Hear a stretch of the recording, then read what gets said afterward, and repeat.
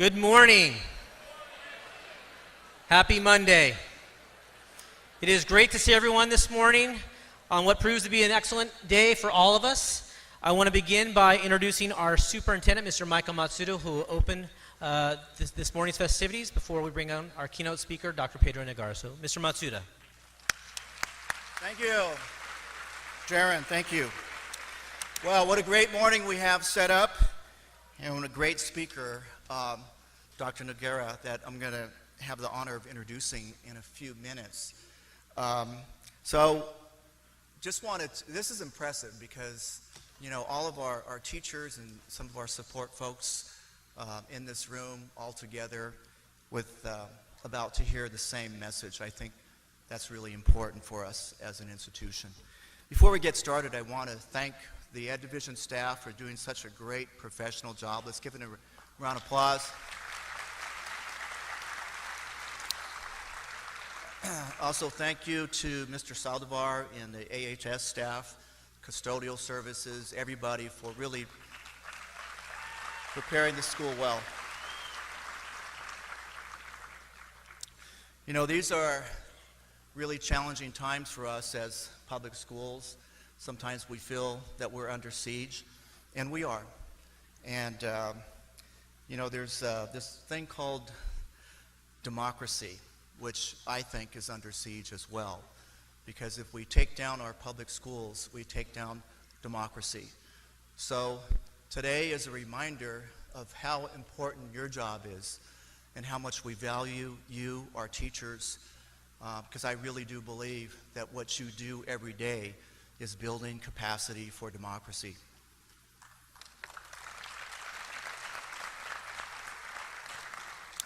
And part of what distinguishes public schools from those outside is the system of governance that we have. We are very blessed with a system called elected school board members.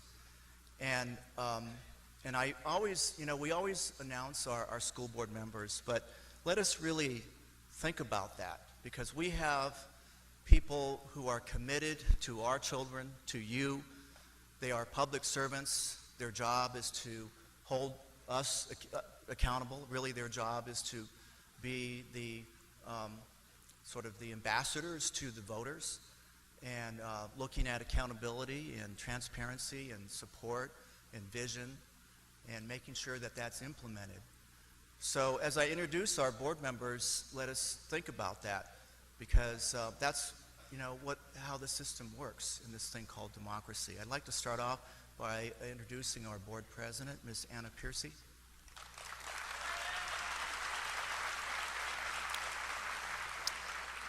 Board member Brian O'Neill.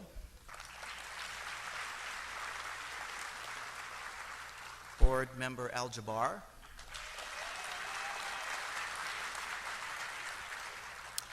And board member Anne Marie Randall Trejo. I know that, and then let's give a round of applause for Kathy Smith. She's not here today, but she's not feeling well. I wanted to, you know, Kathy is not feeling well today. If she might show up, and if so, that would be great. But she did remind us last week at the board meeting that October 5th was the International Day of the Teacher. I didn't know that. Did you guys know that? Well, you know that now. So I looked it up, because I think it's very fitting that we honor you, our teachers, and who take care of and oversee and mentor our 30,000 students, for all of our parents in our community.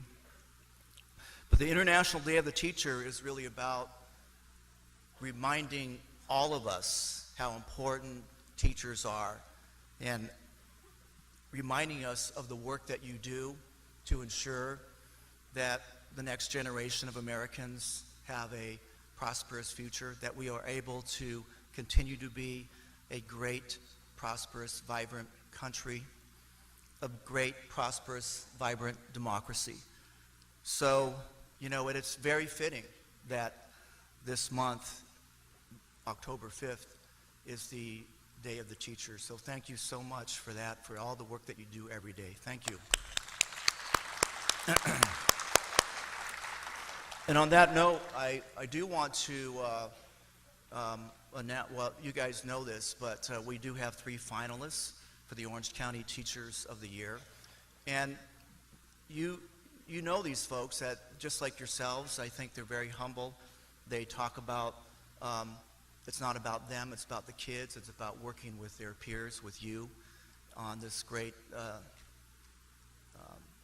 in this great institution that we have. I want to start out by just putting a shout out to an art teacher who not only brings art into the classroom, but she does bring literacy into the classroom. There's a lot of reflective work that she does. I've known her for a long time, and she's all about the kids, and she's all about her peers. I knew her through as a BITSA support provider, and I know the work that she does. So let's give a shout out to Emmy Leon of Ball.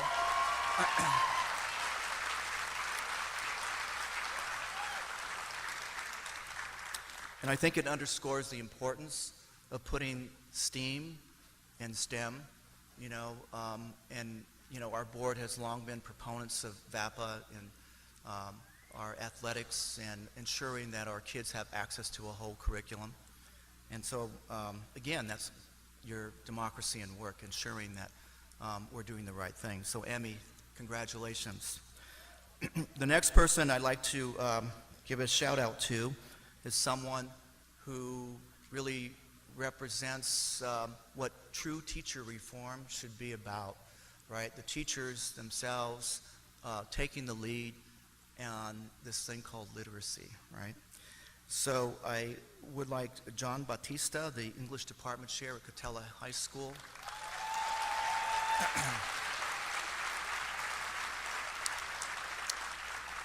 John and Dr. Noguera, you'd be impressed because we have a whole high school that's committed to TED Talks, right? That's what they do. They call them Catella Talks. Some amazing things going on. So where teachers can learn from teachers, where administrators can learn from teachers in terms of how do we do this right? Because this is a very complex endeavor, and you can't simplify it to one test score or one day of activities, right? This is an ongoing piece. So shout out to John and his peers over at Catella High School.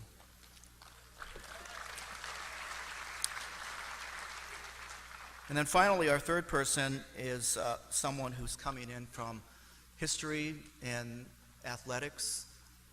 He's someone who really embodies that convergence. I often talk about convergence with our leaders, that we need to not see so much in silos and that, oh, this is something way out here and that's something way out there, but it all converges together. And I think this person is truly deserving of the accolade of the Teacher of the Year for the district, because he does understand that convergence, whether it's athletic, his history, or whether it's the bros, right? It's someone, a very special teacher who is committed to making it better, making it more accessible, and helping our kids achieve their dreams, and that's Mr.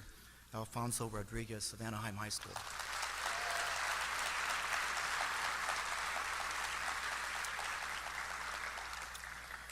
So I think today's speaker is very reflective of the International Day of the Teacher and everything that embodies. Dr. Pedro Noguera is someone who, he comes he's a distinguished professor of education at UCLA's Graduate School of Education, but his bio, he's one of those guys that has just a huge bio, so it's hard to figure out, what to share with you. I mean, he's been at Harvard and Stanford. He's won every major award in education. He writes for the New York Times, the Wall Street Journal, the Washington Post. I'm sure you've seen him speak on YouTube. Pedro, you're at the point in your career where you're famous to many of us, and many of us know you, but you don't know us. And you don't know, and so I'm very, very honored to actually see you in person and meet you in person. And here's a man whose life is really about equity and social justice. Specifically, he's written 12 books, and his whole career has been to help ensure that every kid has a level playing field, but more than that, that every kid can reach his or her dreams and highest potential in this great country called America. So please join me in welcoming our special speaker today, Dr. Pedro Noguera.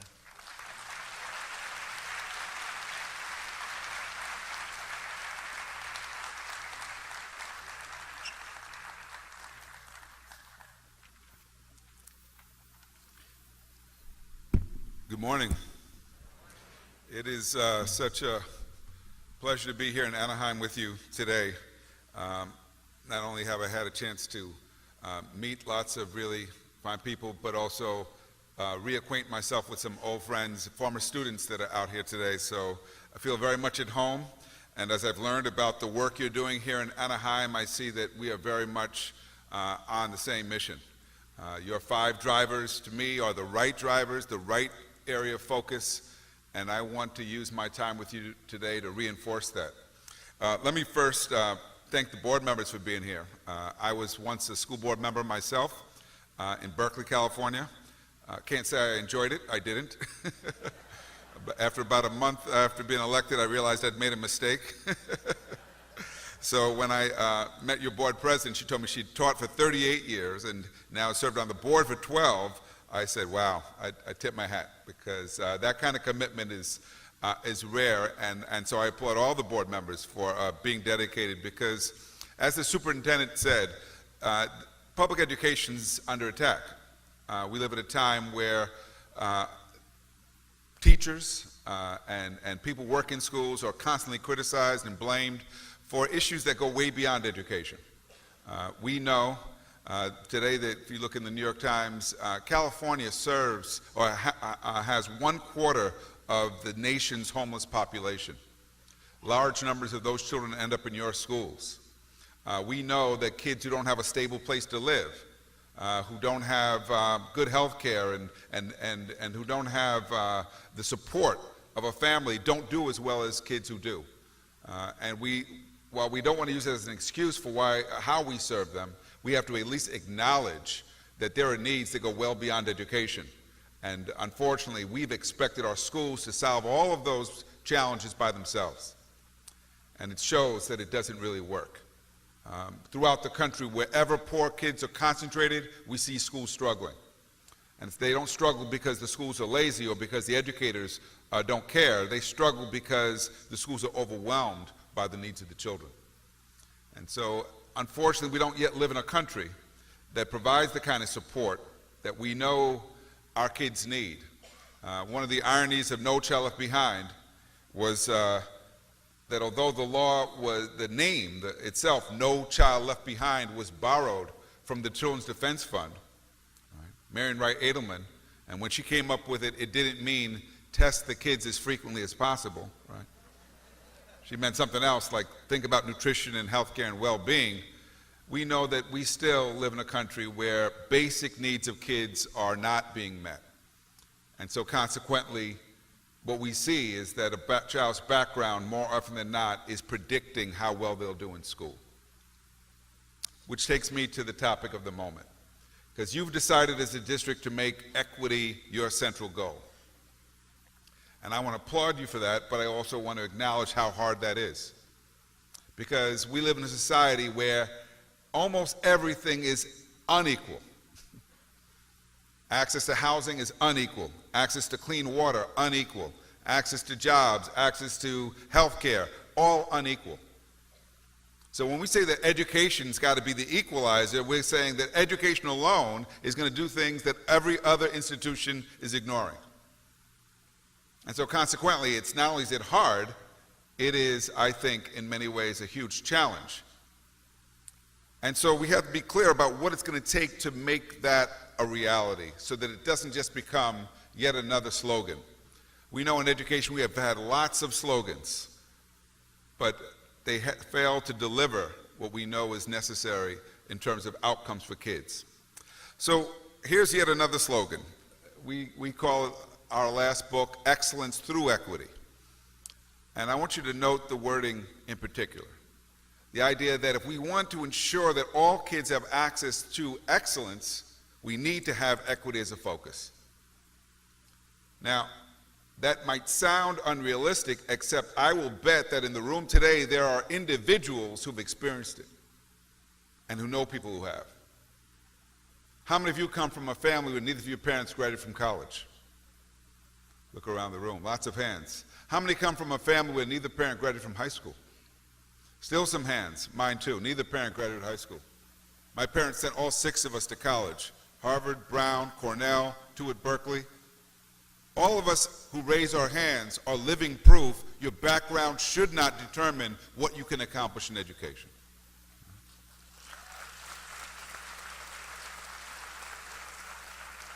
So that is a part of the American dream, but we all know the American dream is in trouble.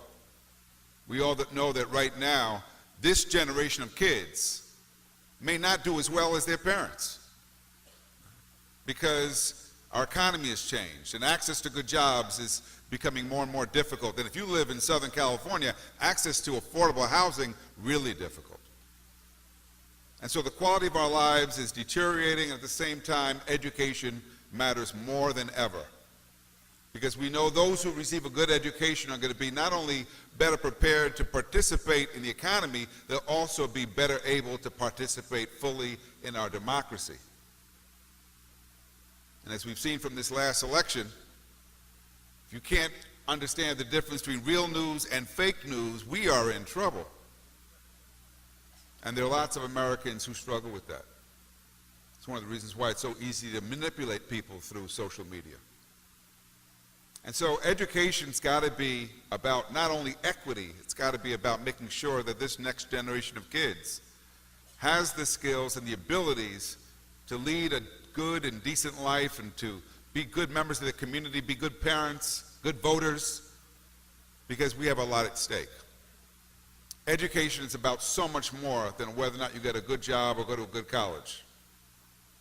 If our kids get good test scores but get strung out on drugs, we have still failed.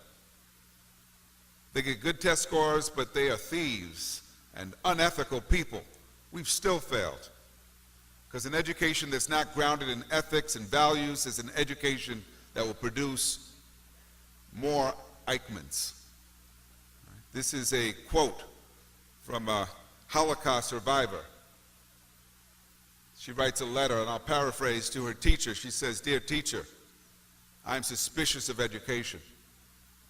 I'm suspicious of education because the gas chambers were designed by well-educated engineers. And the people who tortured us were well-educated doctors." She says, "Any education that's not grounded in values will indeed produce more Nazis." Wow. There's more at stake than merely how well our kids do on the exams.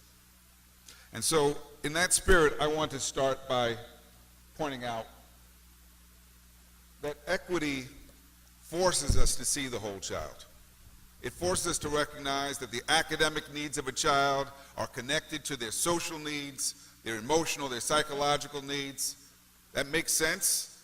Anybody here knows that a kid who's hungry doesn't do as well as a kid who's not? But how often do we take that into account? Too often in schools we adopt a very narrow focus. We only focus on the academics and we ignore the other needs. And consequently, the kids with the greatest needs are almost always the kids who do least well. When you start to take a holistic approach, you start to realize that all kids need some adult who's got their back, some support, because without that support, they're not going to do as well academically. All kids need art and music and science and physical education. All kids.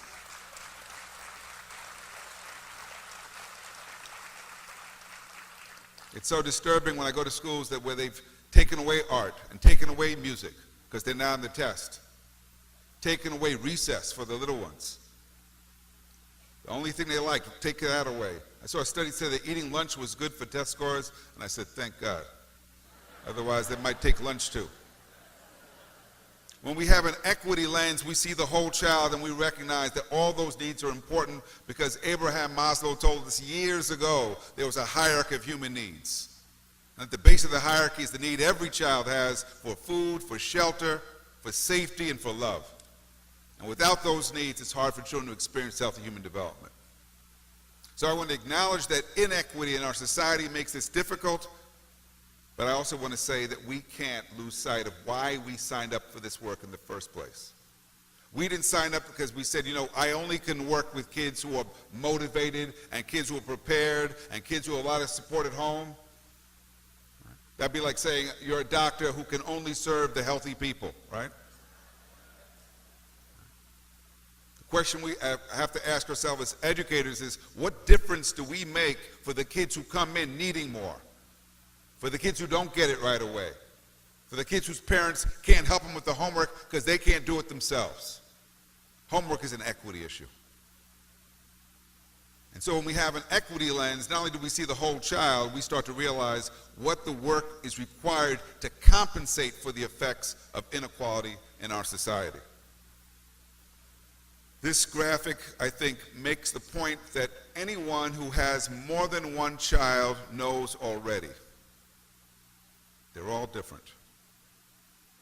And our goal is not to lower the standards because of the differences, it's to make the standards accessible. And sometimes that means giving a child more time if they need it. Sometimes it means taking that child over and giving some counseling, some extra conversation because they're not getting that from their parents at home. What do your kids need to have a chance to excel? How many of you had a teacher at one point in your education that got you to overcome a fear, overcome something you were not good at? Anybody had a teacher like that? I hope so. Because it's knowing that teachers like that exist that should inspire us to be that teacher. I had a teacher like that in 8th grade, Mrs. Harris, in algebra. I was struggling with algebra. So if you struggle with algebra, Mrs. Harris made you sit up front. And the first thing she said was, "You're lucky, you're with me. I'm a great teacher. And everybody in my class is going to come out knowing algebra. That's how good I am." And she constantly checked in because she knew that if she lost you in September, she wasn't going to be able to keep you with her by May or June. So she was constantly checking for understanding, constantly checking for the evidence that you were learning, that you were getting it. And if you didn't, you stayed after. You stayed with her because she knew she couldn't afford to lose you. And Miss Harris wore a lot of perfume. So if you weren't getting it, you were going to end up smelling like Miss Harris all day long. So you better pay attention. Who are the teachers that got you to perform? Who got you to overcome your fears? Who got you to believe in yourself? That's the teacher we've got to be, because it is when we are able to build those relationships with kids and get them to overcome their fears, get them to try, that we see education becomes a powerful and transformative force. We know that when we have an equity lens, we're forced to ask different questions.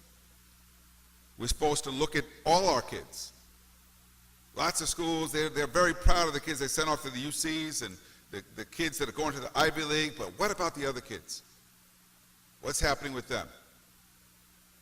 I do a lot of work now with juvenile corrections. And over again, what do I see? The kids we fail to educate are the kids we're most likely to incarcerate. And the problems with those kids don't start when they enter prison. They start much earlier. And the signs that they need help are right there, but too often they don't get help. Right now, LA County is in the midst of transforming its schools in the corrections. They're doing project-based learning. A lot of the things you're doing, they're doing in their schools. And I'm meeting kids now who are motivated and engaged, and for the first time, kids are telling me they're learning. Several kids told me, "I'm learning more in corrections than I did in my regular school." And they're worried about what's going to happen when they go back, because the schools outside haven't made a change. And so we have to ask ourselves, what are we doing to engage all our kids? What are we doing to make sure that all kids have access to a teacher who's committed to meeting their needs? Here's where it gets hard. In a lot of districts, we intentionally assign the newest teachers, the less skillful teachers, to work with the neediest kids. Now, if you're one of those teachers and that doesn't speak to you, then say, hey, I'm not me. I'm committed and I'm skillful. But I can tell you, lots of schools I visit, who's teaching the recent immigrants, the kids who didn't even attend school in their native country? Who's teaching special ed? Who's teaching the kids who still can't read in high school? Not the most skillful people.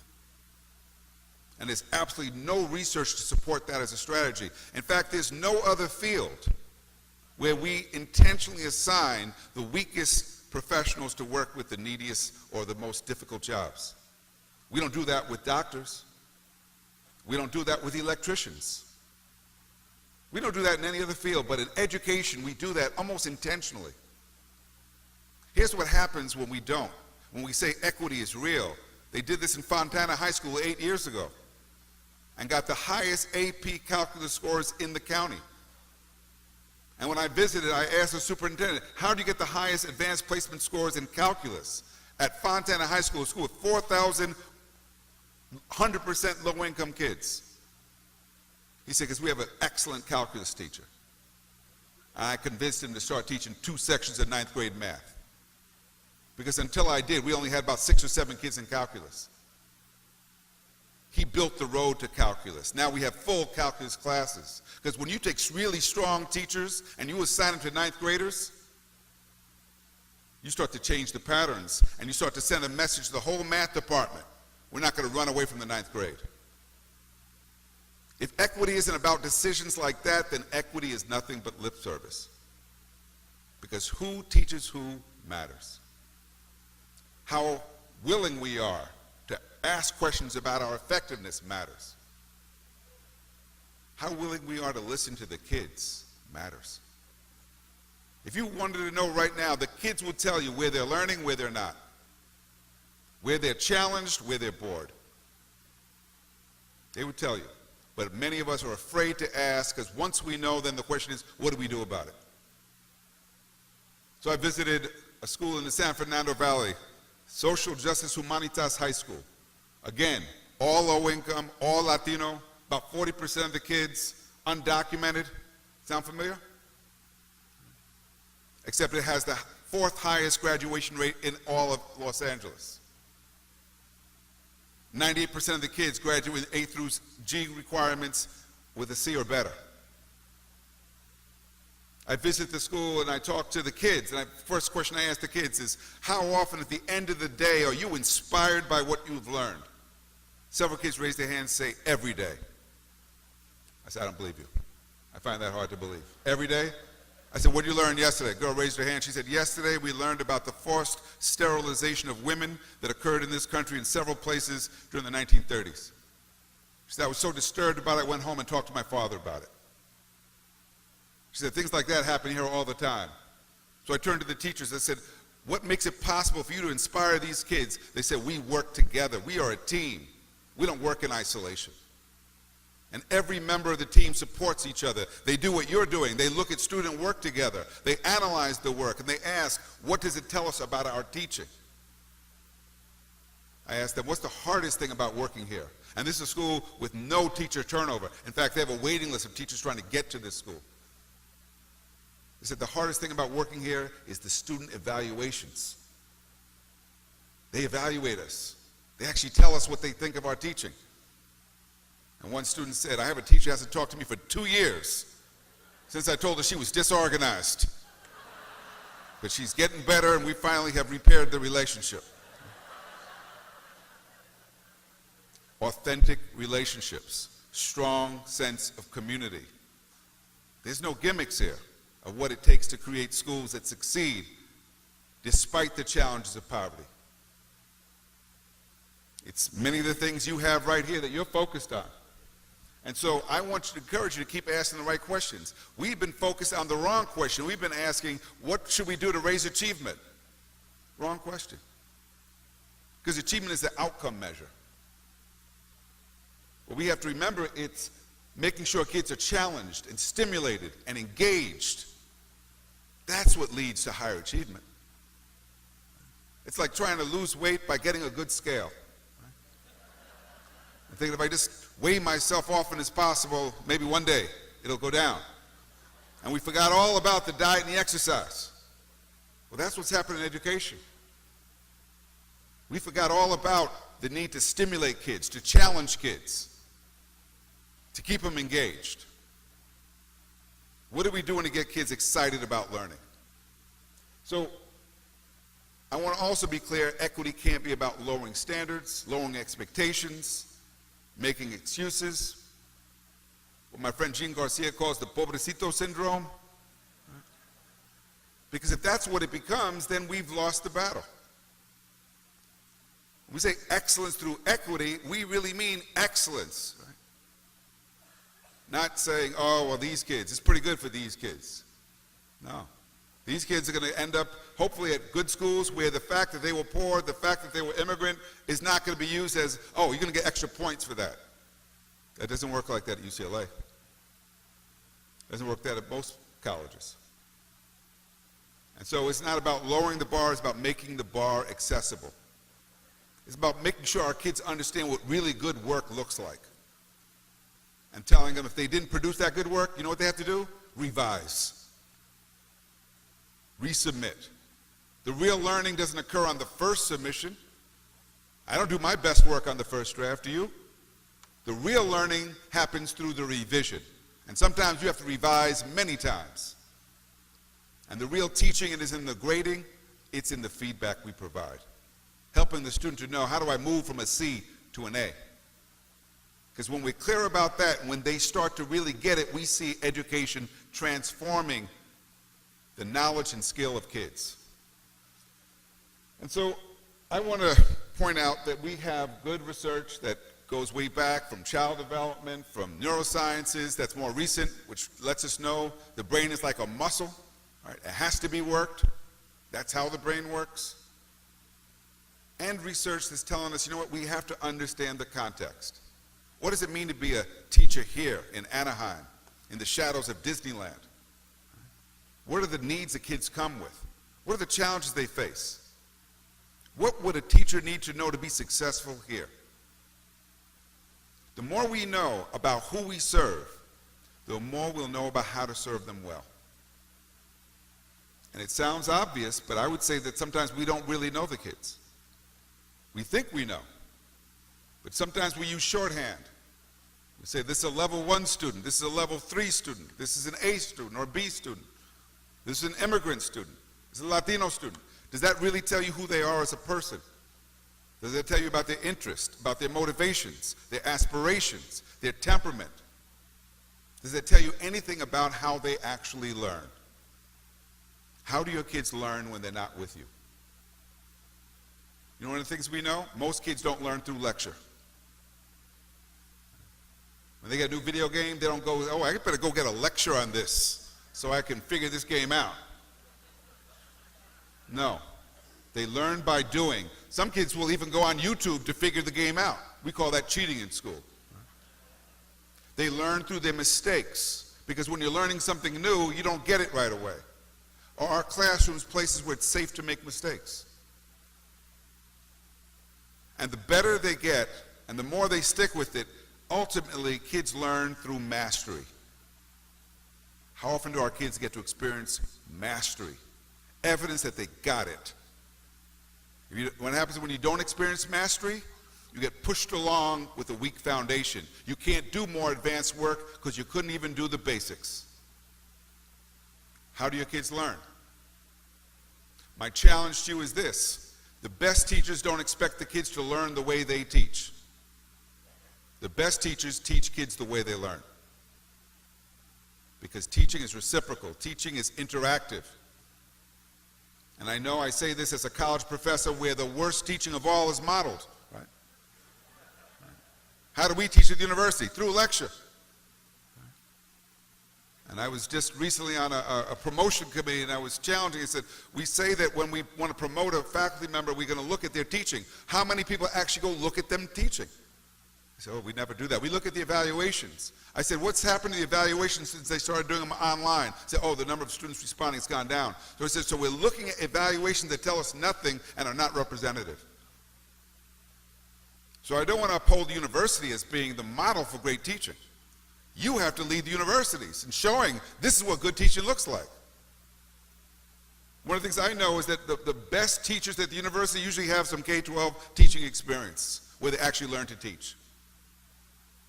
Because they don't teach you how to do a lesson plan at the university. They don't even teach you how to prepare a syllabus. So I recognize teaching is not easy. I was talking to your board president. She was a middle school teacher, isn't that correct? I was a middle school teacher. Started out in Providence, continued in Oakland, also taught continuation high school. When I started my teaching career, my mentor teacher told me, when you teach American history, which is what I was teaching, said, you got to get the kids from the American Revolution in September to the Vietnam War in June. That's your job. Here's the book. I said, wait a second. What about the Constitution?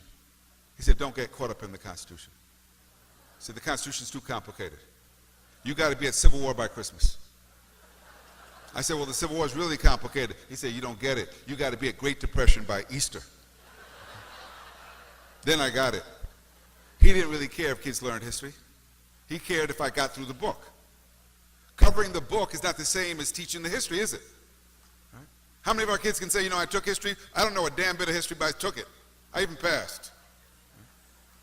Because we didn't focus on the evidence of learning. Now, fortunately for me, when he closed the door, he wasn't going to be in the back watching. He was going to be off drinking coffee. That meant I had the power. I was only 21. I said, wow, I'm 21. They're giving me power to teach these kids. I said, but you know what I'm going to do? I love history, so I'm going to get them to love history too. That's my mission. How do I get history to come to life so they'll want to learn it? And since it's middle school, how do I make it fun too? So you know what I would do? I would bring in friends from college to come dressed as figures from history. They'd come interviewed. Thomas Jefferson is with us today. Let's talk to Tom. Let's find out about that Louisiana Purchase. And while we're at it, let's ask him about old Sally Hemings and that relationship, right? And so the challenges of American history become real-life challenges, and history matters in ways that it often doesn't. Visiting a high school in the Bronx in January last year, one of the coldest days of the year, -10 outside. And I see kids bundling up to go outside. I said, where are you guys going? It's freezing outside. They said, oh, we have to collect samples from the Bronx River. I said, the Bronx River? I said, nobody goes near the Bronx River. It's filthy. I said, yeah, but then they showed me they're collecting samples to monitor what pollutants are in the river, what plant and animal life is in the river. They're maintaining a database on this in their chemistry class. And I turned to the chemistry teacher. I said, why are you doing that chemistry? She said, because I want these kids to see that science matters. I said, my goal is not just to get them to pass the state exam. My goal is to get some of these kids to become scientists. Wow, it's a different goal. How do we make learning matter? How do we make our kids excited and committed so that they will be our partners in teaching and learning and not passive recipients? That's what we should be after. So I want to acknowledge there are obstacles around politics, the politics of education that start in Washington, where it's real bad, and then Sacramento, a little better, but still not where it should be. I don't know what the politics are like here, but what about your school politics? About who's teaching whom and who works with whom?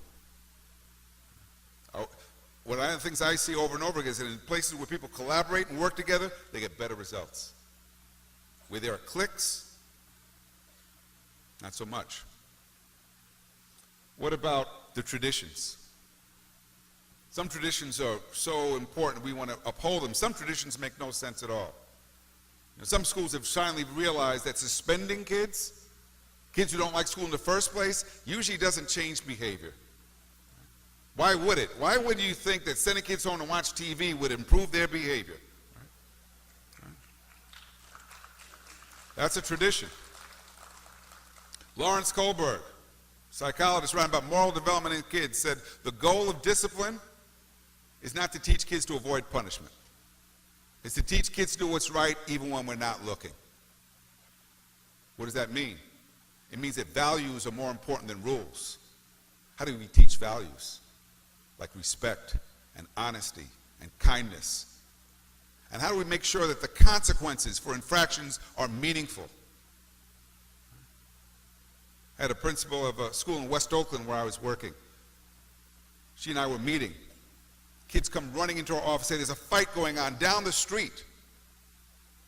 Now she could have easily said, down the street is not my concern. That's 2 blocks away. She said, let's go. She tells me, let's go. So together we walk down the street. Now Miss Upshaw was 6'4". Her son used to play defensive end for the Raiders. So he got his size from her. And there's a big crowd of kids in the middle of the street. It's so big they block the traffic. But she, like Moses, parts the waters. Snatches the 2 boys. And they're back to the office. The first thing she tells them is, you 2 are going to apologize to every neighbor on this block for your conduct. You've embarrassed the school. For the next month, you're going to be the assistant to the custodian. You're going to clean up this school. No suspension. But those boys were checking in with her on a regular basis, and they were cleaning together, so they didn't fight anymore. Now they were on a work crew together. Real consequences that were meaningful. So what are the traditions that get in the way of doing meaningful work that makes a difference?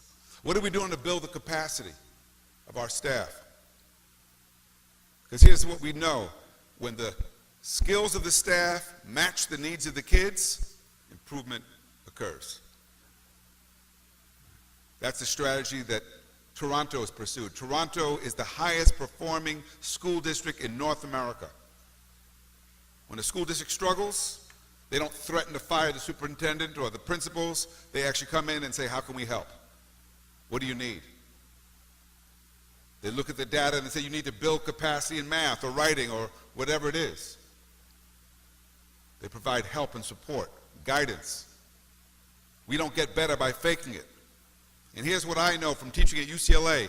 We don't produce master teachers at the university. We produce novices. Pretty good ones, but novices nonetheless. So where do master teachers come from? Teachers who not only know content, but also know pedagogy, and also know how to build relationships with kids. Where do those teachers come from? They come from the schools. But here's one of the things we know. Seniority is no guarantee, is it? You could be teaching 20, 30 years and still be a novice. You could be teaching 5 years and become a master teacher if you're committed, if you're reflective. How do we make sure we're building excellence amongst our colleagues? I love what you're doing today, where you're going to be modeling lessons for each other. I want to encourage you to really ask tough questions when you see your colleagues present, not to critique for the sake of criticizing and belittling, but for the sake of getting better together. I think this is an extraordinary way in which you're going about things. Lastly, we have to constantly check our beliefs. What do we really believe about these kids? About what they're capable of, what they're entitled to? What do we believe about ourselves? Here's what I know over and over again. When I find schools that are making a difference and I see them all across the country, it's usually because the people believe they can do it. And that belief starts to affect the kids, so the kids believe they can do it too. And it's not just a pipe dream just because of good slogans. It's based on real evidence that people know what they're doing. So you've embarked on a journey that's got all the right things. I see your 5 C's: communication, collaboration, critical thinking, creativity, character. You're there. Now the question is it real? How deep does it go? My colleague Richard Elmore, professor at Harvard, said that the most important form of accountability is not accountability to the board or to the state, it's accountability to each other. Are we accountable to each other? Can we have honest, candid conversations with each other about our work, about what we're doing? It's when we can do that that we really get better. And so I want to now share what the research shows. Here's what the research shows we should be focused on, that they now call the 5 essential ingredients for school improvement. It comes from research done by the University of Chicago, who studied school reform around the country. The question was, many schools were reformed, which ones got better? And the ones that got better and stayed better, what did they have in common? Well, this is what they had in common. First, a coherent instructional guidance system. Coherence means teachers aren't doing their own thing. It means teachers are clear about what to teach, what skills kids need to learn, and what to do if they don't get it. They're clear about that. Second, ongoing development of the professional capacity of the staff. And that doesn't simply mean lots of professional development. It means professional development is differentiated, because not all teachers need the same things. Some teachers need more content, subject matter knowledge. Some people need more pedagogical skill. Some people need to get better at building relationships, because we all know kids learn through relationships, don't they? How many of you have seen kids that'll work for one teacher, same kid won't work for another teacher? Hardest thing to do, to teach teachers how to build those relationships across differences of race and class and language and culture.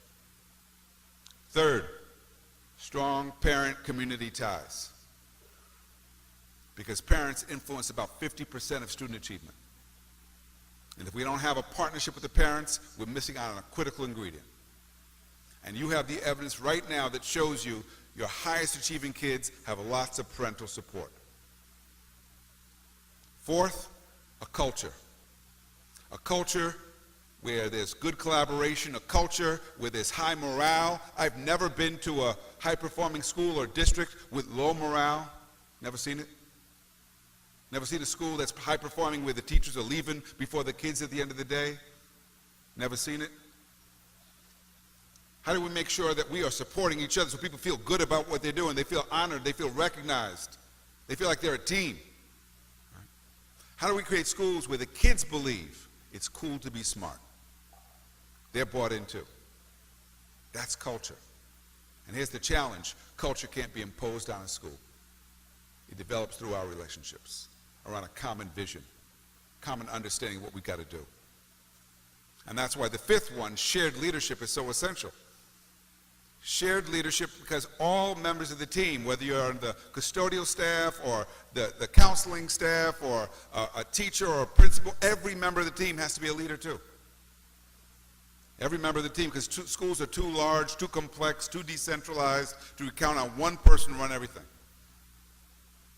Just talking to a former student of mine, he's an assistant principal at Grant High School in Sacramento. And he's responsible for all the ninth graders, all 600 ninth graders. He said he wants to make sure that every one of those kids is interviewed so they know who those kids are, they know what their goals are, they know which kids need extra support. I said, that's great. He says, because the kids need to know we love them. He said, the next thing I did, I took my custodial staff out for lunch, because I want them to know they're part of the team too. And I wanted to hear what their goals were, because their job is not merely to clean up their school, their job is to make the school beautiful. Wow. Now, this assistant principal is also a former math teacher of the year for the state of California. He's demonstrated strong commitment in as a classroom teacher. And based on that work, now he has a vision for what's possible throughout the school. This is a school located in a neighborhood, Del Paso Heights, DPH. When I visited the community, the school, and walked through the halls, I learned from the kids, you know what they say DPH stands for? The deeper part of hell. I said, why? They said, because so many people die here. This is a place that's just a lot of suffering for kids, and most of us will never leave. But they're building a school that's a beacon of hope in the deeper part of hell. What can you do here in Anaheim? So let me go through this list and look at how do we know we have a coherent system to guide instruction? Well, first of all, it shows up in the kids. We see kids who are empowered as learners. We see kids who are not only on task, but clear about what they need to do, what they need to learn. And we see teachers planning together, setting agreements about what students should learn. And we see site administrators who are real instructional leaders. They're providing support. This is not about evaluation. It's about being present to be supportive. So what does it look like when we bring it together? Well, here's an example. This is a middle school classroom, 90 minutes long, math, East LA, Hollenbeck Middle School. All these kids are poor, all these kids Latino, all these kids recent immigrants. Teacher's so good, she could stand in the back and talk to me. If she wanted to, she could stop and do yoga. Because the kids are in control. The kids are clear about what they've got to do. And as you can see, they're up out of their seats. They're talking to each other, so there's noise in the room. Good, healthy, productive noise. Because that's developmentally appropriate in middle school. And because they're learning this way, they're not just learning math. They're learning how to collaborate. They're learning how to respect each other. They're learning how to work with people they don't like. Because she didn't assign it based on who your buddies are. She deliberately didn't assign buddies together. She said, that boy has a crush on her, he's going to be in a different group. So he won't be distracted. You know how important it is to learn with people you don't like? Think about how many people would be better off in their marriages if they could figure that one out, right? These kids were so immersed in the learning that when the bell rang, they were disturbed. They weren't packing up 10 minutes early. Because she's focused on engagement. And because she's focused on engagement, the achievement is high. She didn't fixate on achievement, she focused, how do I get them engaged? This is the highest form of classroom management. Because when kids are engaged, they're not disruptive. And if one of them gets disruptive, she can go around and address that one because she no longer has to do all the talking. She can become the facilitator of the learning. We use terms like differentiated instruction. If you can't teach like that, you can't differentiate. When you focus on engagement, you recognize that it's multidimensional. It's behavioral. Are the kids on task? Are they at work? But it's also cognitive. Do they understand what they're doing? What do their questions tell us? What does the work they produce show? And it's emotional. Do they really care? Are they working at their hardest? There are a lot of kids out there, they're not working hard. Part of the achievement gap is a gap between their actual ability and their performance. This is a school where they're finding ways to get kids to work hard, to make it matter. She was inspired by the teacher who used to teach across the street at Roosevelt High School. His name was Jaime Escalante. And those of you remember Jaime Escalante, that crazy Bolivian engineer who went to Roosevelt and had the nerve to believe that those kids could do advanced placement calculus. There's a mural up there because 19 years in a row his kids passed that exam. 19 years in a row. And of course, they assumed he had a cheat. So they required all his students to be retested. And when they continued to pass, then they sent in researchers to study his methods. And all the researchers came in from Stanford and Berkeley, and they came back and said, we don't see anything here but math. Because they didn't understand what he called ganas. He was imparting the will, the hunger to learn. That's what he was getting kids to believe. He got them to work longer, work harder. We talk about grit, they got grit and persistence. He said, you are the descendants of people who built pyramids. Calculus is part of your heritage. And he took them to the aeronautical labs where people use calculus because he wanted to expand their horizons of what they thought was possible for them. He died 3 years ago, and there was this great outpouring of former students at his funeral. They came from all over, and now many of them were professionals, engineers, doctors, lawyers, teachers. I met one of them. She's an assistant superintendent in another district. She said, everything you hear about Escalante was true. He was there for us. He pushed us. He challenged us. She said, he used to come to my soccer games. I said, he came to your games? She said, yeah, but not to cheer me on. He would stand on the sideline and tell me I sucked at soccer. Go back to math. What do we do to push our kids to believe in themselves? So the second part of this work means being focused on the evidence of learning. What do the kids show us? How do we know they're really learning it? How do we know they're getting it? When we teach with a focus on evidence, we teach differently. We teach like coaches. How many coaches are in the room today? Lots of coaches. If you're a coach, you know if the kids can't perform, you can't just fail them at it. You have to figure out, how do I get them better? How do I figure out what they're doing wrong? If they can't shoot free throws, we're going to have to let them shoot more and more, but we have to look at the form. Same thing happens if you're teaching theater or music. If the kids can't perform, you have to practice over and over again until they get it right. That's what we've got to do in science, in math, in writing. I'm so glad to hear you have a writing initiative, because so many kids are entering college who can't write.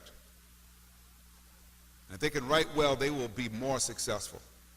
And the key to being a good writer is being willing to revise over and over again till you get it right. And so I want to encourage you, focus on the evidence. Keep doing this work of analyzing work together. I know that sometimes it's difficult. I know today you're going to be looking at student work together. I want to encourage that, because that ultimately is the most important evidence we have. What can we learn from the students' work? And that's not an opportunity to point fingers and blame. It's an opportunity to learn from each other. Because here's the truth. Some of us have figured this out to a greater degree than others.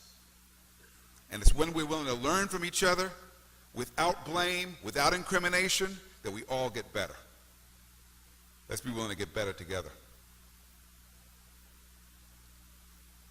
So, second one is building professional capacity.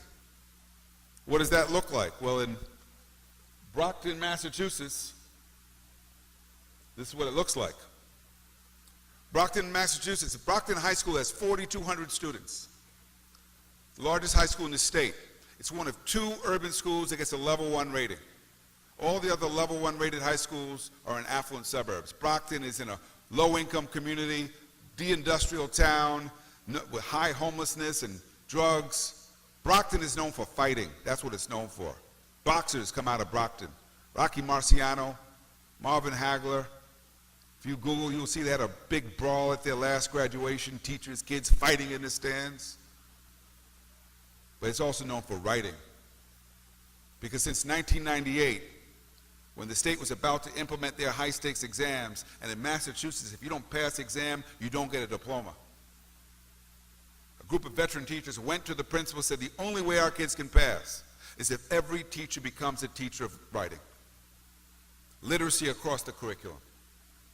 And the principal, Sue Satchowitz, said, great idea, but I can't make the teachers do it. I said, you don't have to make them. We'll start with those who are willing, and we'll build from there. I said, but I can't pay you. They said, we'll work on our own time, because we know it's the right thing to do. Heavily unionized district, teachers working on their own time, training their colleagues.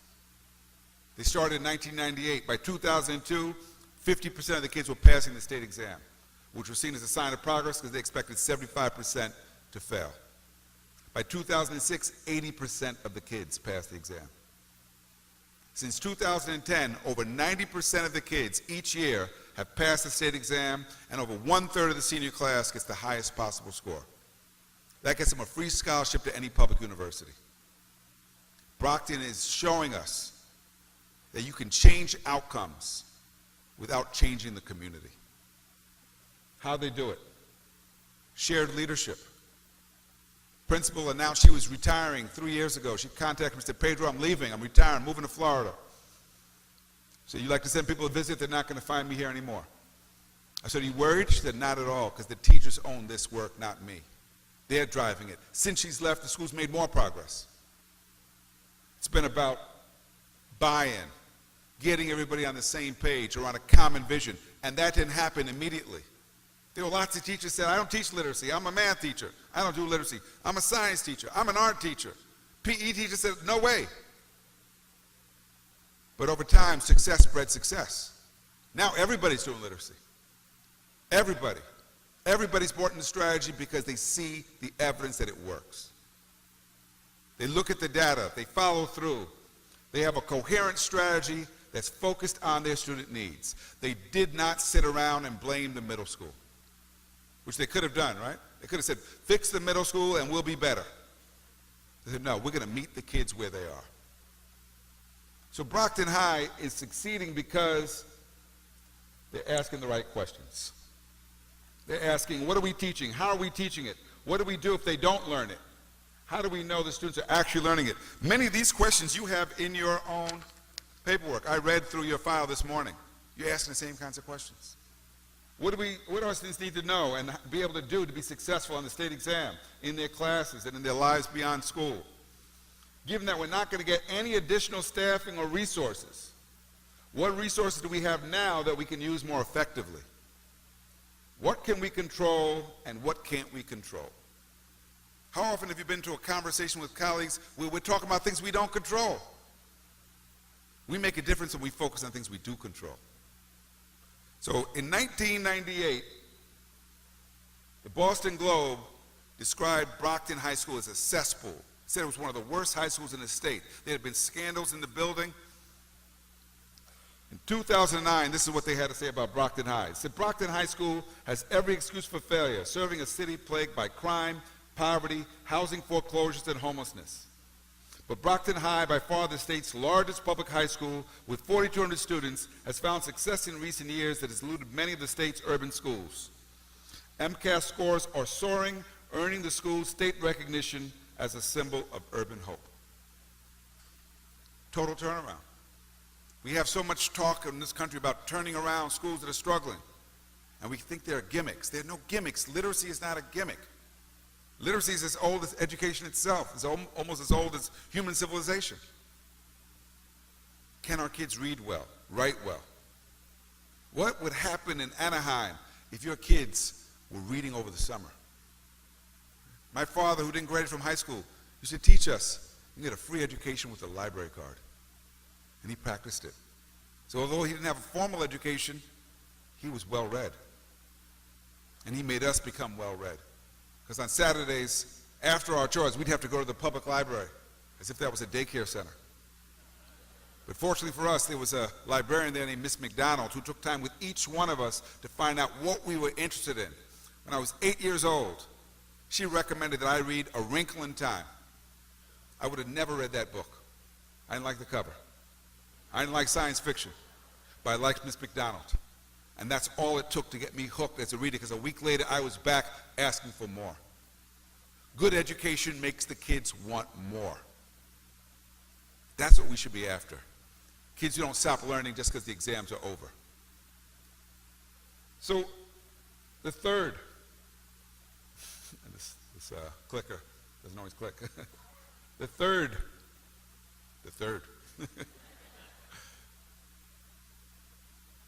before the third, is the need for capacity building, which I've talked about already. Helping us get better at what we do. It shouldn't be a crime to say I need help. Fact is that many of us need help in what we do to get better at what we do in serving the complex needs of our kids. And so I want to encourage you to have an atmosphere where it's okay to help each other, right? Where there's support available, particularly for the newer teachers. Because the fact is that teaching is highly complex and challenging. Third, parent-community ties. How do we make sure our parents are our partners? That's what the research shows makes a difference. Well, here's a school that figured it out. Now, this is an elementary school. I know your secondary schools. Actually, it's K-8 school. And it's got a funny name, PS28, because we have very creative names in New York City for our schools. But I was contacted by the woman in that picture, Sadie Silva. She's the principal of the school, and she said, Pedro, why don't you come visit my school and see what we've done? Because this is a very high-poverty neighborhood. It's a part of the Brooklyn that still hasn't gentrified, not far from where I grew up. So I was curious. I get there, and first person she introduces me to is her secretary. She said, I want you to meet the person who does all the administrative work here. I said, well, then what do you do? She said, I'm the lead teacher. I didn't become a principal to escape the classroom. I said, come on, let's go visit classrooms. And we go into classrooms, and the first thing I see that shocks me is every room has 4 and sometimes 5 adults. I said, where do you get all these teachers from? He said, they're not all teachers. He said, we have our special ed teachers working with the regular classroom teachers because we have a large special ed population here. He said, but the other adults are parents that we train to work with teachers. and they assist teachers. Some of them escort kids to the bathroom. Some of them make copies. They do whatever we ask. One is standing very close to a little boy. I said, why is she so close to that boy? She said, well, she's there to keep him calm, and we're glad she's here because he's a handful. She explains 30% of her kids are homeless. So she has a series of partnerships. She has a partnership with a YMCA. They provide after-school support, swimming lessons on Thursdays. They have a partnership with a local job training agency. They do GED classes for parents, job training for parents on site. And a partnership with a hospital that provides health services. She said, let me take you to see the professional development going on for my teachers today. And we go to a room where 2 social workers are leading a workshop for teachers on how to address the social and emotional needs of kids. And teachers are raising their hand and say, what do I do with a child who's aggressive? A child who's depressed? A child with anxiety issues? One teacher says he has a child who has attachment issues. He's attached to his leg. He can't teach. What do I do? And in every case, the social workers are providing concrete, practical suggestions for how to address this. And I'm so impressed that this is a part of professional development. I turn to the principal and say, why are you doing this for your teachers? She said, because my teachers have to be more skilled than the average teacher, because I have high-need kids. And if I didn't provide this support, they'd be referring too many kids to special education. She said, let me take you down to meet my guidance counselor. And as we walk down the hall, she said, I got to warn you, I got this man from the rubber room. Okay? Now, in New York City, there's a place they call the rubber room where they send employees who've been written up for some infraction, and they can sometimes stay there for years doing crossword puzzles, collecting a paycheck. So I said, why'd you get him from the rubber room? She said, well, he had been my counselor when I was in school, and I knew he was good. So when I heard he was there, I asked, could I have him? And they said, you could have him. So I go to meet the counselor, and he's an older man, and he's talking to a little boy, and I introduce myself to both, and then I ask the little boy, why are you here today? He says, I'm here to learn how to be good. I said, is it working? He said, I hope so, because I'm tired of being put out of class. And then they explained they have a no suspension policy. They said, we really do focus on getting kids to be responsible for their behavior. That's our goal. So when you see a school like PS28, like Brockton High, what you see is they're doing things differently. There is shared leadership. There's lots of parental support in lots of different ways. And because there isn't high turnover, high transience among students. There's community partnerships, because she knows her school can't do it all by herself. So she's working with the YMCA, she's working with the hospitals. There's ongoing focus on building the skills of the teachers so they don't feel overwhelmed, and they get the support they need. And finally, there's individualized support for the kids themselves. And when all these things come together, even within a high-poverty community like Bedford-Stuyvesant, what you see is kids performing well beyond what is common. Building partnerships with parents involves recognizing they want the same things that we want for their kids. They want to see their kids be successful. How do we get them to do their part? Every parent can do something to support their child, can't they? Even if it's just getting them to bed on time, limiting access to TV and the video games, get them to school on time. Every parent can, and is more likely to if we ask them to, respectfully. So we need to build that partnership. All the research shows when there's reinforcement at home for what's happening in school, kids do better. Okay. He's not clicking. But I want to get to the fourth one, school culture. Because ultimately, what makes the biggest difference is that climate in the school. A climate where good teaching and learning are the norm. The challenge here is all schools have a culture. You already have one. The question is your culture a positive one? Is it a culture that brings out the best in people? I go to some schools where the culture right away, not very helpful, right? In fact, it's sometimes dysfunctional. Work with a school in South LA. There are more kids in the hallways than in the classroom. You can't even tell if the class is in session. I'm walking through the hallways with the principal. I said, don't you see this a problem? She said, I know, I can't get them to go to class. I'm like, no, that's got to be part of the work. Now, part of the question is, what are we offering in class? Right? But we've got to at least tell the kids, no, that's where you've got to be. Right? We've got to hold them accountable too. And so culture is about everybody being clear about what to do and about knowing the kids and understanding what it takes to serve their needs. And working as a team and seeing kids beyond the stereotypes and the demographics, really understanding who they are as people. Because when we build communities with very intentional cultures, what we know is we can create schools that exceed expectations. I'm seeing that right now in the high school where I live, Culver City High School. 70% of the kids at Culver City High School are low income, 70% minority. It has more kids of color passing and taking advanced placement scores than any high school in the state. I asked the principal there, Lisa Cooper, how do you get that? She said, it's really about the culture. And we know that because when we survey the kids, they tell us that this is a place where they feel supported. They tell us that this is a place where they feel challenged. And I saw it when I spoke to the staff and I talked to the teachers about what was going on in their rooms. And they saw the strong connection between teaching and learning and a high level of internal accountability. And so I want you to ask yourselves, what are we doing to create cultures in our schools where kids are engaged, where they believe it's cool to be smart, where teachers have a strong sense of mission and feel supported, and moral authority. Moral authority is in many ways the vital ingredient for school safety. I know that many schools right now, especially because we live in such a violent society, will invest in metal detectors and security guards and understand schools must be safe. But I also know this, there are lots of ways to get a weapon into a school. And if we don't address the quality of the relationships, if we don't create schools where kids feel known and know that if they can turn to adult, that adult will help them, we will still not be safe. I was working with a school in Oakland, a middle school. And a brand new teacher from Teach for America comes to me and she says, I need help with classroom management. I said, what's going on? She says, my kids they're rowdy, I'm having trouble, and no one's been willing to help me. She said, could you come and observe me? And I said, sure, I'll be happy to come. And I come to a class and it's worse than she described.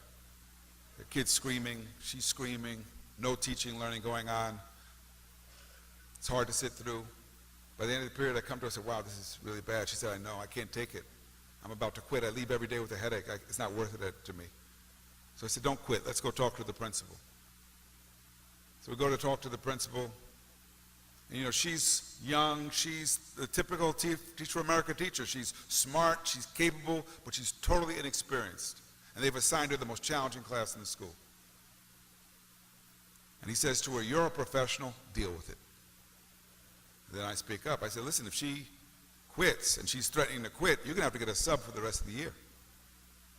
Well, that gets to him. He said, I don't want that.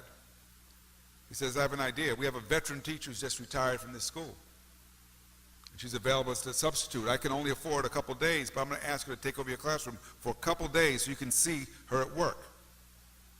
So the new teacher and I both are interested. We want to see what this veteran teacher can do. So the next day she shows up.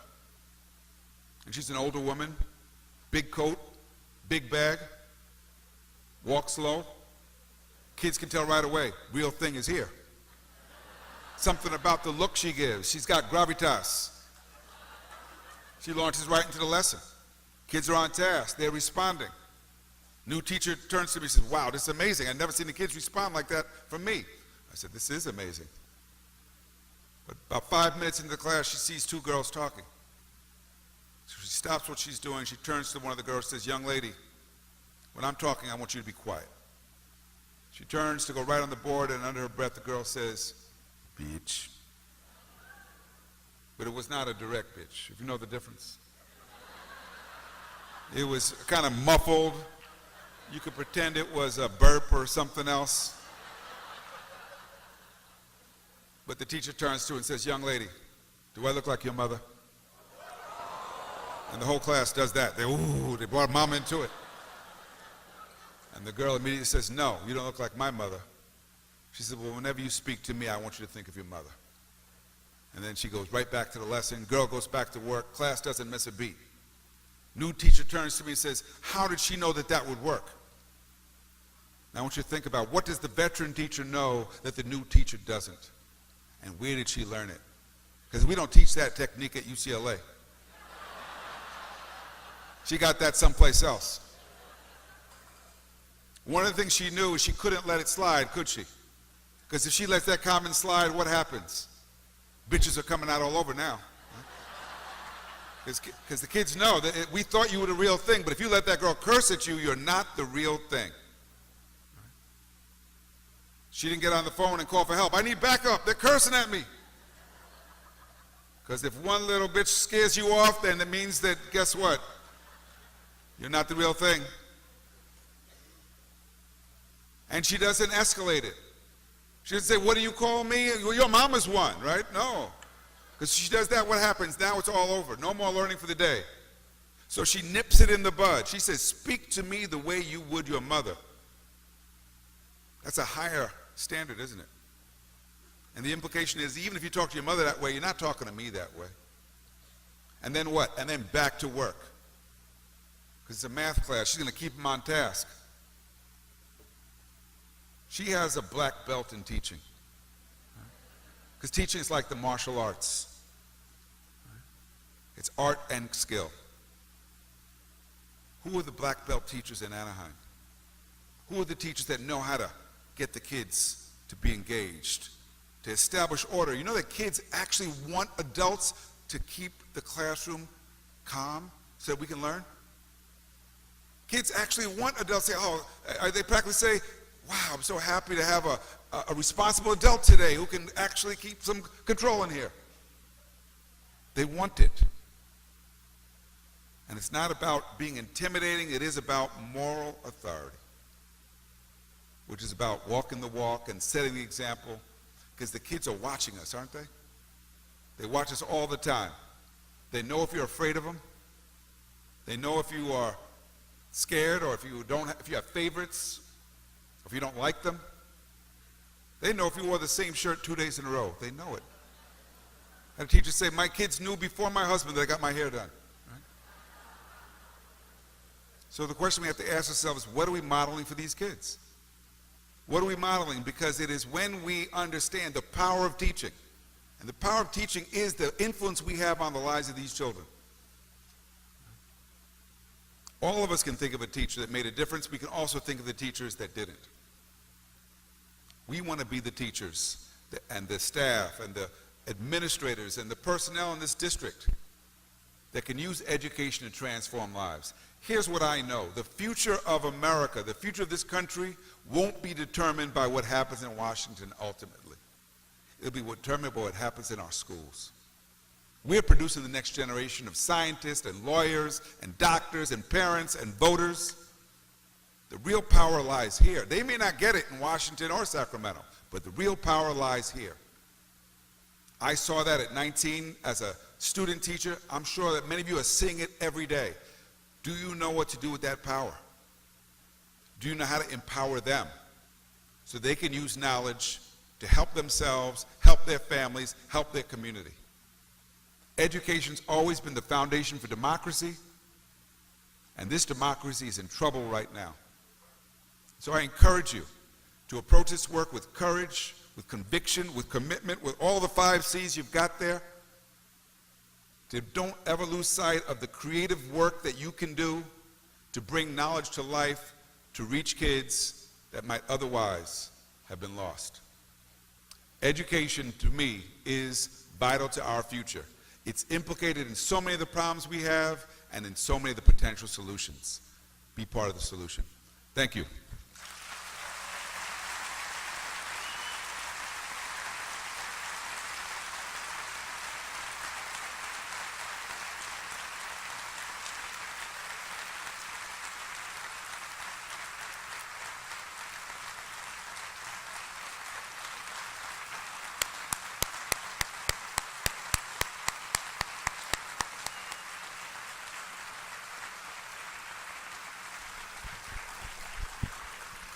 Thank you, Dr. Noguera.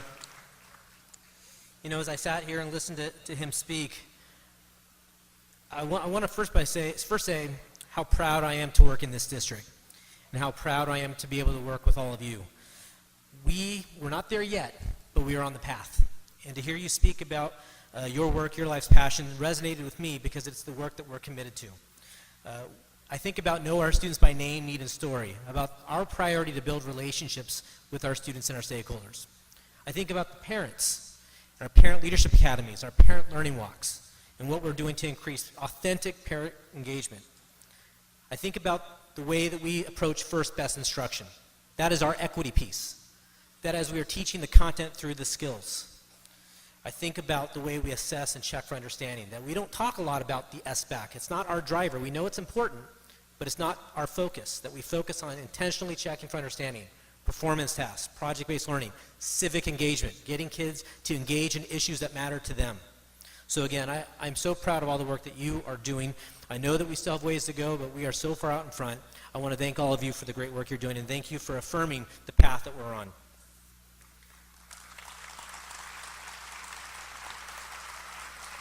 I didn't even talk about the writing journey yet. So what I want to do for the next couple minutes before we dismiss and have you go to your first breakout session, you got a folder when you came to check in this morning. I want to go through a few of the contents so you know exactly where you're headed when we break. So behind the agenda on the right side of your folder, you'll see a yellow packet and then a white packet. The white packet's what we're going to focus on first. And it reads Educational Summit, Equity Through Language and Literacy, Session 1, Best Practices Workshops. So this was sent out an email last week, and you had a chance to look it over and select a couple of your top 3, maybe 4 choices. We're not having you sign up for specific presentations. You just go to the ones you're interested in. If it's full, you go to your second choice or third choice and so on. But I want to point out that the 50 teachers that signed up to lead these workshops, some of them were delineated by the actual content. So you'll see on the first page there are several workshops that are focused solely on math. Some that are focused solely on science, STEAM, etc., all the way through the different content areas we teach. But then when you get near the back, you're going to see there are a number of options for you that relate to all disciplines. So I want you to know that there are more than just what you see within this delineated content areas. You have other options that you can attend, and those have been tailored to meet the needs for any teacher regardless of the content that you teach. The nice thing is almost all of the workshops will be in the 900 building, so they're all in a central area, so if your first choice is full, you're not having to walk too far for your second or third choice. So this is the worksheet we will use for the first session. We will leave here in a few minutes, and at 10 o'clock is when we'll begin the first session. That will go till about 11:15. At 11:15, we will then break for lunch. In your folder, in addition to the 9 food trucks that we'll have here to encourage you to stay on campus, we also have a map of some local restaurants that are within walking distance that you can go to if you want to leave campus for lunch. Again, we gave you an hour, so that should be plenty of time for you to be back. At 12:15 or 12:20, we'll begin session 2. That is the yellow handout in your folder.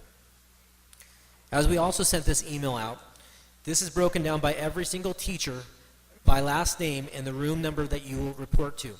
Within those groups, we asked all of you to bring 4 copies of an example of student work, specifically in writing. It's through that opportunity in the second session you'll have an opportunity to collaborate with your peers and analyze student work and have a discussion around the work that you brought and the strategies and techniques that can be used to help elevate that student work. Now, if you're an instructional aide, a paraeducator, and obviously you're not on the list, we encourage you for the second session to go to the session with a teacher or a teacher that you support. Okay? If you are not on the list, if you don't see your name, there is a table out in front where we will have someone there to help get you to a classroom that you can be a part of. Lastly, at the end of our second session, around 1:30ish, there will be a sign-in and a sign-out sheet in that room. After that second session, you'll come back here for about 10-15 minutes for our close. And from there, we should end before 2 o'clock to get you back to the buses or back to your vehicles so you can enjoy the rest of your day. Also in our folder, we have a couple of articles for you to read, a couple of informational handouts that are aligned to the work that we've been engaged in. Again, I want to thank you for your professionalism and for all that you bring to our schools each and every day. Again, if you have questions, we'll be outside to answer them. At this time, I'm going to go ahead and break. You have a 20-minute passing period to get to your first session. And thank you for all that you do. Thank you to our teacher leaders who are leading our sessions.